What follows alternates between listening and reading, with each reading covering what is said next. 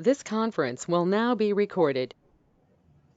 Hello, everybody. Jordan Girth here from the National Weather Service Office of Observations. Thank you so much for joining us for the Satellite Book Club Seminar Series. This is session number 139. The title of today's presentation, Automation of GOES-16 ABI Data to Assess Hail Swath Vegetation Damage and Severe Warning Verification. Our presenter is Mark D. Bryan, former Howling Scholar intern from the National Weather Service Forecast Office in Sioux Falls. We're glad to have our facilitator, John Howell, Science and Operations Officer from the National Weather Service Forecast Office in Mobile, Alabama, where members of our Tower S team are on location today. As you just heard, this session is being recorded. There will be an opportunity for Q&A after the presentation, and we particularly encourage that Q&A from our field offices and regional headquarters. Please post your questions in the chat, and we will field them in the order they are asked. We also encourage attendees to note their full name if they have not signed in with their full name already. Also, if you're looking for Tower S communications, please check your spam folders. We've heard reports that unfortunately some of our messages are being rerouted there. We're always looking for future presenters. If you have something to share with your colleagues in the Weather Service, please contact the Tower S team. We'd love to schedule you for a future Satellite Book Club. The training team can help create training materials that may be unavailable. Brian Mott at the Office of the Chief Learning Officer can help with that. I'd like to thank our Tower S team, particularly Kashad Bowman, Lee Byerly, the Office of the Chief Learning Officer, the GOES-R and JPSS program, as well as our facilitator and all of you for being with us today. I'd like to introduce a new team member before we introduce the presenter. Emily Maddox is a new member of the Tower S team.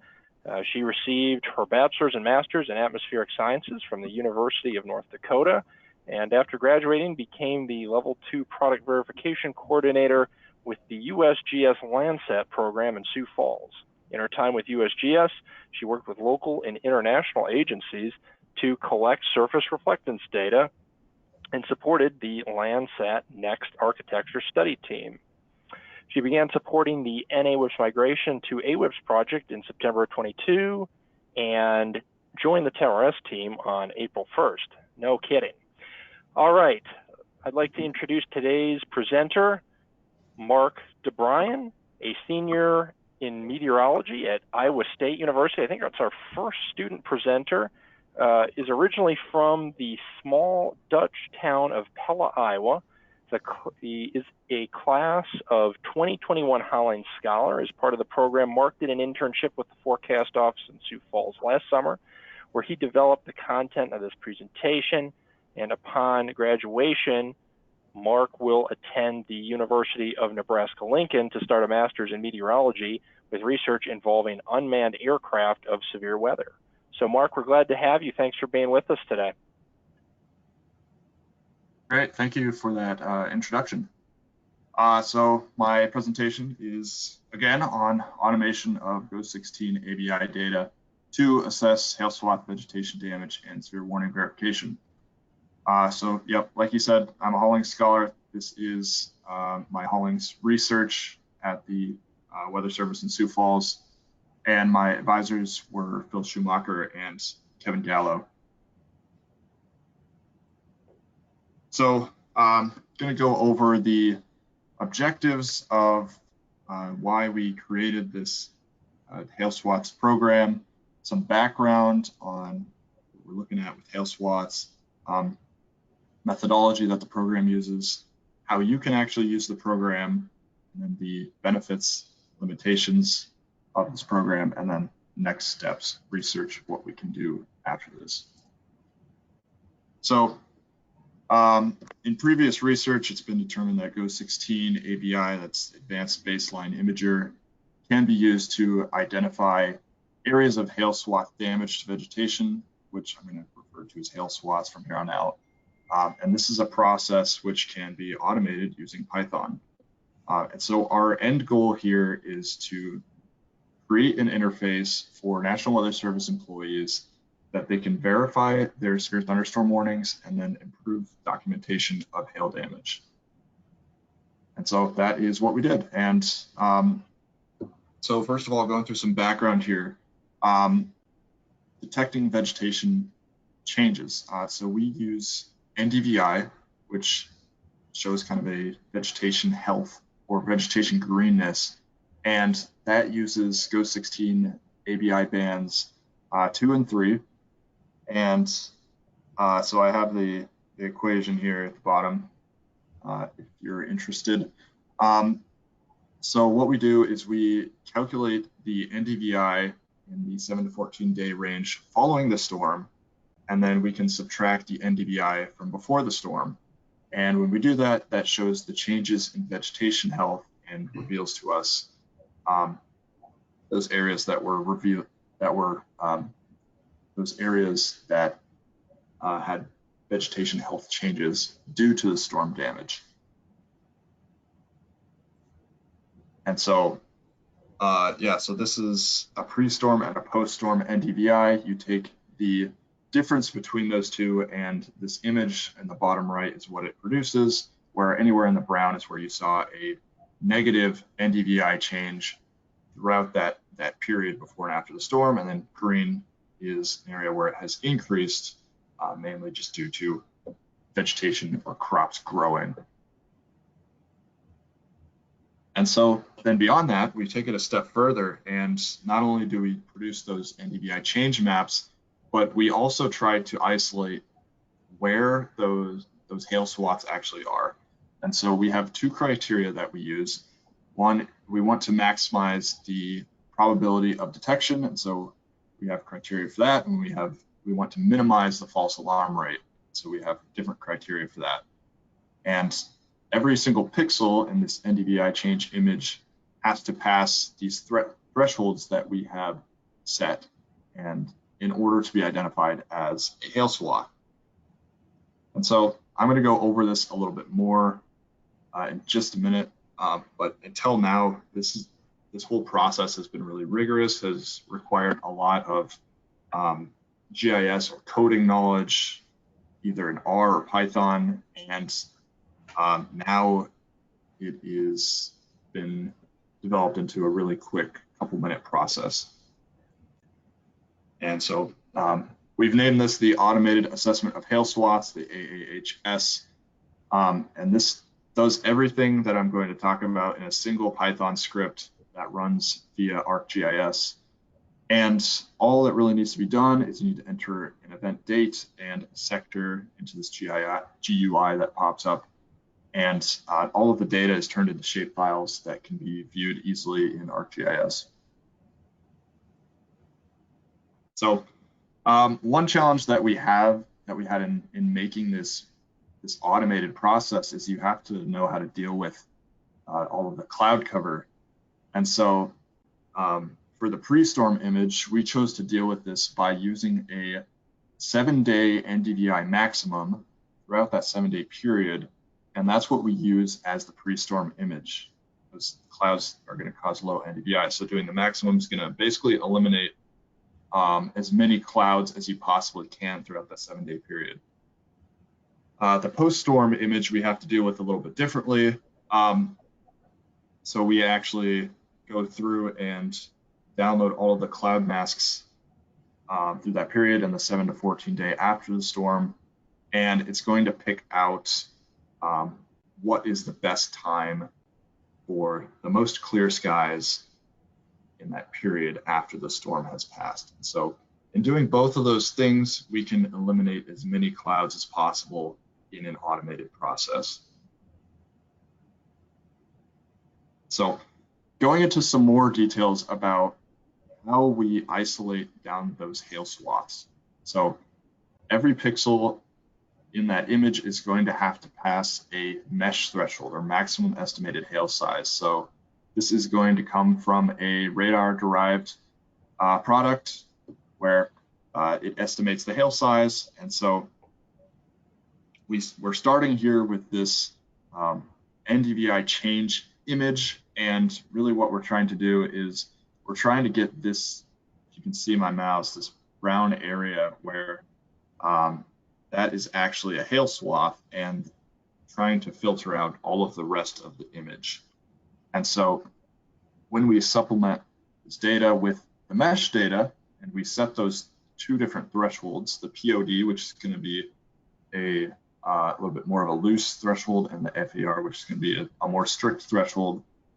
We are left with this image here, which has gotten us closer to isolating that actual hail swath, but there's still those other areas in the green where radar has estimated that some large hail has fallen, but it's not actually showing up as damage to vegetation. And so we have to take another step to further filter that data. So we also know that land use is going to affect the magnitude of NDVI change. For example, anywhere where you have a city is not going to have an NDVI change because there's not very much vegetation to begin with. So, and then on the opposite side of the spectrum, corn or soybeans are going to change quite a lot, especially in the summer months, which is where we're mainly looking. So we're going to see a large NDVI change with that. So when we set the next threshold, we are looking to find NDVI change that is greater than a defined threshold that is going to differ by the CDL category, the crop data layer, which we also supplement in.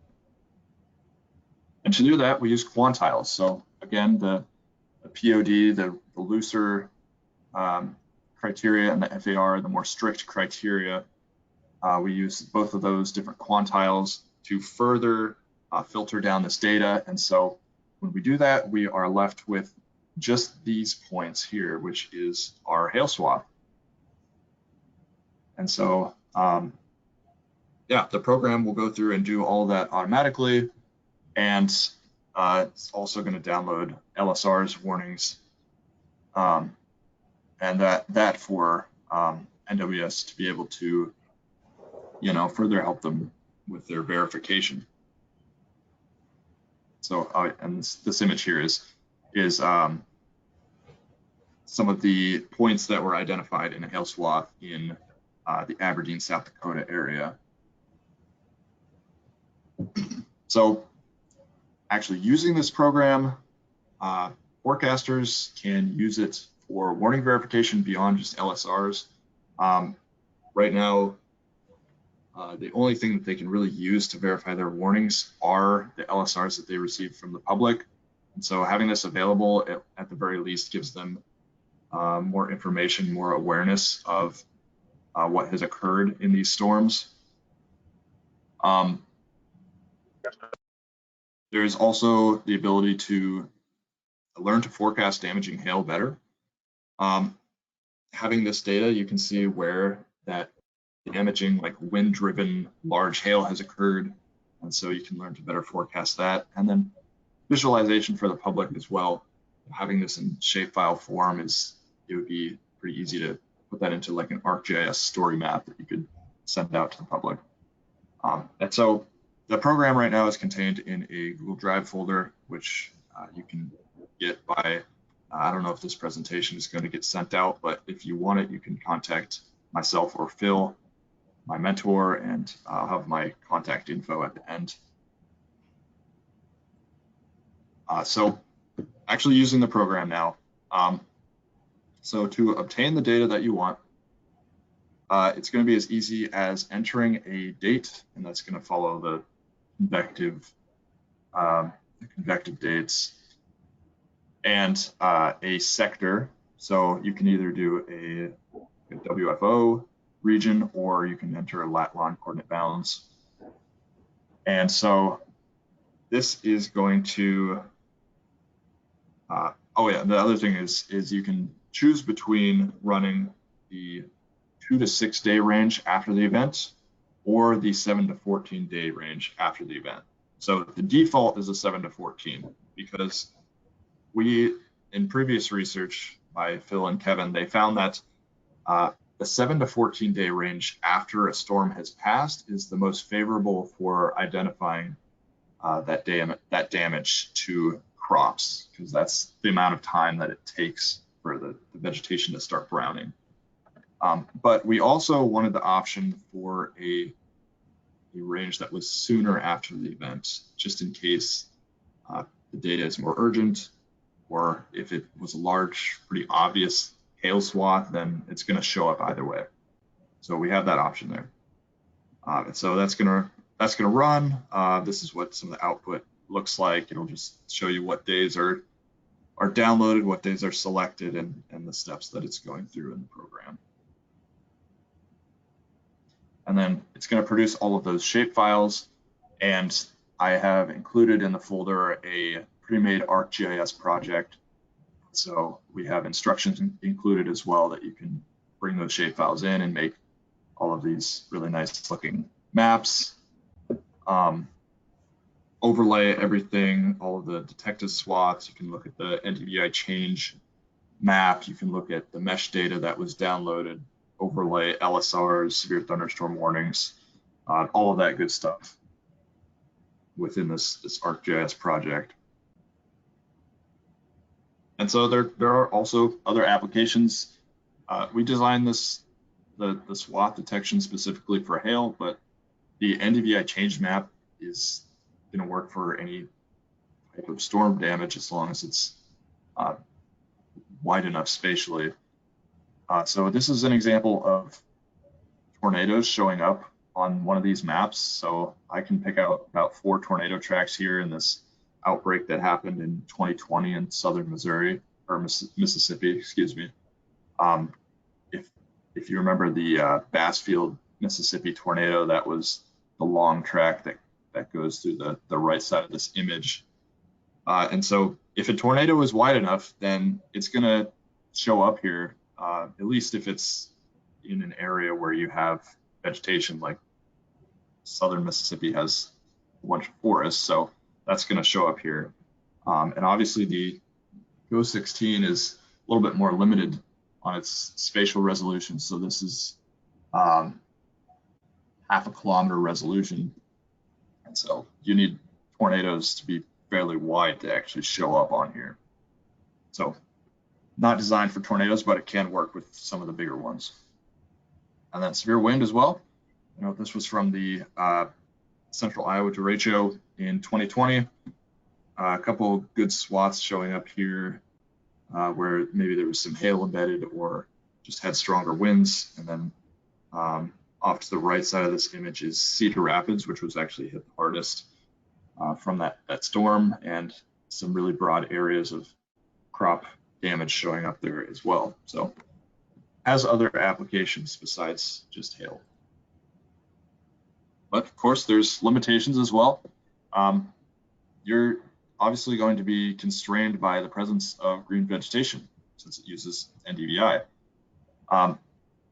Any areas where hailstorms aren't coinciding with healthy green vegetation, you're not going to find hail swaths. So, and then the other thing is drought, harvest, disease, whatever else it is, can make it unclear whether a hail swath has actually occurred. So this was an example from, I think, southern Kansas, where there was a couple of good hail swaths with some fairly large hail reports, several inches wide.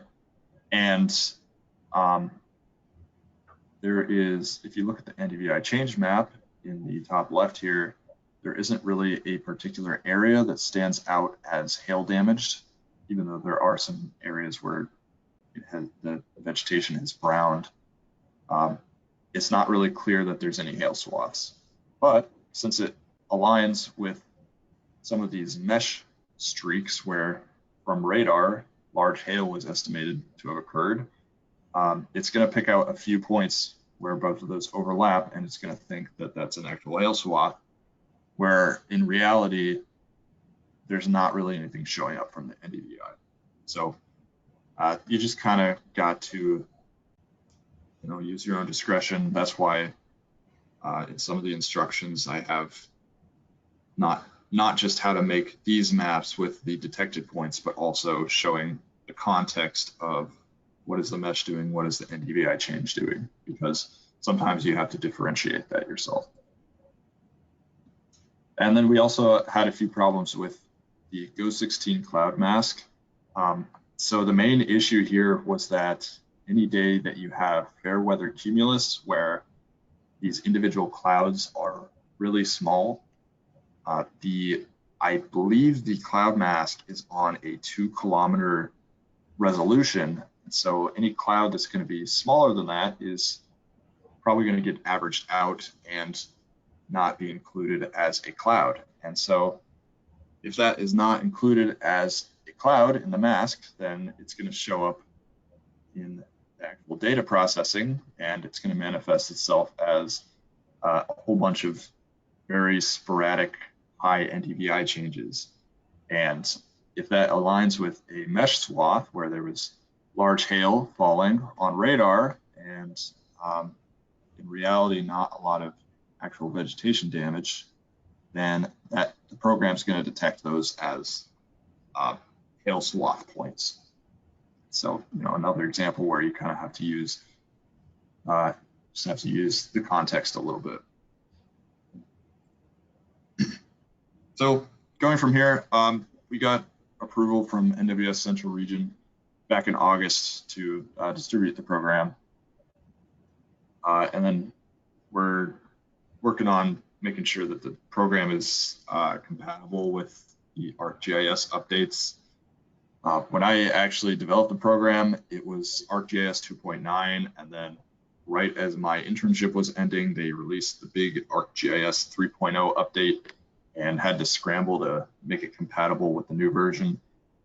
So right now we have two versions, one for 2.9 and one for ArcGIS 3.0 plus.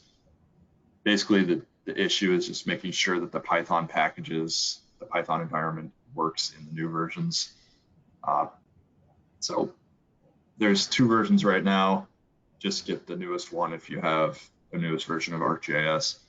And we're working on making sure that it's compatible with all new versions. And then other next steps here. So revisiting hail LSRs. Right now, you're only going to get a hail report if there's people that live there, obviously, but that is not really reflective of what's actually happening in the atmosphere, what has actually happened. Because here's an example from Southwest North Dakota, where there are 3 hail reports that show up here at the beginning of this hail swath, and none throughout the rest of it. So that was probably because the Weather Service just didn't receive any other reports throughout the rest of this hail swath. But in reality, there was large hail, large damaging hail that was falling. And at the very least, it was small hail that was getting wind driven and causing all of this probably crop damage out in this area. And so if we really truly wanted to reflect what happened with the storm, you'd have some form of a hail indicator that went throughout this whole swath. So having this data available is one extra way that we can try to revisit a better way of doing hail LSRs than just individual points in populated areas. There's also a couple other avenues that you could take here. Mesoscale and storm scale analyses of conditions that create these damaging hail situations, because there's three main factors here. Is your hail size, how fast it's actually being blown by the wind, and then the volume of hail that's falling. So it's more than just forecasting large hail. You can study how well severe thunderstorm warnings have been verified. There was also a study back in 2005, which I find really interesting, that these hail swaths can actually have an impact on whether that occurs. And then impacts on other land cover types, because we looked a lot at its impacts on corn and soybeans, sort of in this Midwestern Eastern Plains area. But then there's also forests, and how would hail show up in the forest or change the NDVI in the forests. So NDVI change can be created, and hail swaths identified all automatically for a given date with limitations. And this has been incorporated into a program now that can be used in NWS or generally NOAA offices to help verify warnings and improve documentation. And it opens the door to some new research. So I want to thank Darryl Hersman at Iowa State for maintaining the MESH archive that we used in severe warning archive. And then thank you to the NWS staff who helped out in testing this program. And then definitely special thanks to my mentors, Phil and Kevin, and the funding sponsor, which was the NOAA Hollings program. So here's some references, and I can take questions now. Hey, Mark. Let's give him a round of applause. Hey, Mark, great presentation. Really enjoyed that. I can really see where your technique is going to help the Weather Service with surveying areas that, especially like we can't get to, those hard to reach areas that a ground survey can't reach.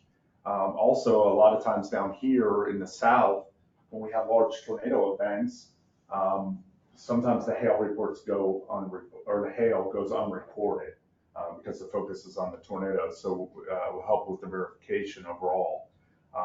So again, great job.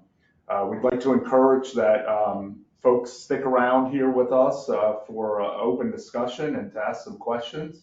We really encourage participation from the field offices and regional headquarters. Please specify your full name if you're going to be asking a question in the chat. Also like to remind everyone that we have to share feedback on the session or the SBC in a short survey that's been posted to the chat window. Also like to encourage everyone to join us next week. We have another Satellite Book Club presentation lined up. We're going to have more details on that presentation over the next coming days.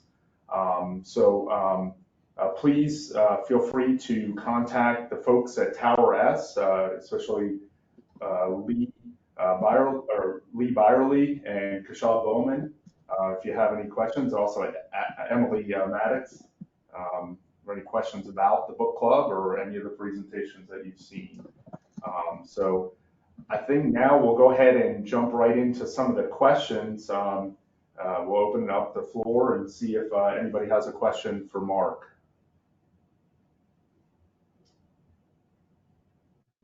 Okay, I've got a question here, Mark. It's from Gregory Groshans. What is the source of GOES data your application pulls from? Does it, for example, does it pull from an AWIP system, GOES data from a GRB system, or GOES data from a cloud source? Yeah, so it pulls all of the GOES ABI data from the AWS archive. So there's an Amazon Web Service archive with basically all the GOES products, all the GOES 16 products that it pulls from automatically. Okay. I've got a question actually for you, Mark. What have you gone back and seen if you can use this technique to determine actual hail size, matching it up with ground surveys, and maybe some of the degree of land change cover with the NDVI? Yeah, so that has been done, and I'm going to have Phil chime in on that one. He's done a lot with that. So Kevin and I did a survey back in 2011 in Northeast Nebraska, and we did get some hail size information with the damage, and it ended up there's not a real good one-to-one ratio because it seems to be dependent on wind speed. For example, we got reports of golf ball size hail, and you just have the leaves stripped a little bit, but the corn was basically still alive. It was damaged but alive. And you had areas that had similar size hail but was accompanied by 70-mile-an-hour winds, and then it basically just tore tore apart the hail, or the corn, I'm sorry, completely over a large stretch, kind of what Mark showed with those swaths. And so we haven't done that. We have talked to a couple of researchers at SLS in October who may actually also try and see if there's some way to, if we can relate the damage we're seeing to hail size or hail size and wind speed combined in some way to do that. But that would be part of a field project that would be, probably Weather Service might be involved in some way, but it'd be more of an OAR project, I would suspect, or NSF funded. Okay, thank you for that. We've got another question here from Joseph Neal. Where can we acquire this program? Yeah, so this is going to have to be shared with you via Google Drive link that Bill has access to. So I just sent something in the chat, Bill's email, that you can just go ahead and email him and he'll share that with you. Okay, great. Got another question here from Gregory Groshans. When one has the program, where does it install that? Example on AWIPS, LX, Windows PC, or Linux? Yeah, so this is going to run on a Windows PC. Okay, thank you. Looks like we have another question here from Dan Lindsay. I don't know if there's a question or a comment. It says the Amazon data feed used to be part of the NOAA Big Data project, but now that project is known as NODD. So I guess that was just a comment there. Do you want to speak on that, Mark? Are you aware of anything there? I guess I don't have anything to say to that. Okay. I just think of something from the last question. Since it runs on Windows because it requires ArcGIS to be able to run and do some functions. So you'll have to have that on your PC as well. Okay, and just to follow up, that the NODD or NOD is NOAA Open Data Dissemination, just for clarification there. Yeah, so I guess we'll close it out. I just want to thank Mark for a great presentation, and if you have any follow-up questions, be sure to email Mark directly or reach out to one of the Tower S folks that you see in the room here, and they can pass that question along back to Mark to get you an answer. Again, thank you for joining us today, and we look forward to the next Satellite Book Club next week. Thanks again. All right, thank you so much. And yeah, once again, please join us next week for the Satellite Book Club. Please feel free to get in touch with our TowerS team if you have any questions about the configuration of satellite products or about the book club. Sorry again for the delay in the feed today, that internet issue, but hopefully you got something out of it. It was a great presentation. Thank you so much to our presenter and to our facilitator. All right, that's all from here, and hopefully that's all from the Mobile office. So take care, everybody. You have a great rest of your April.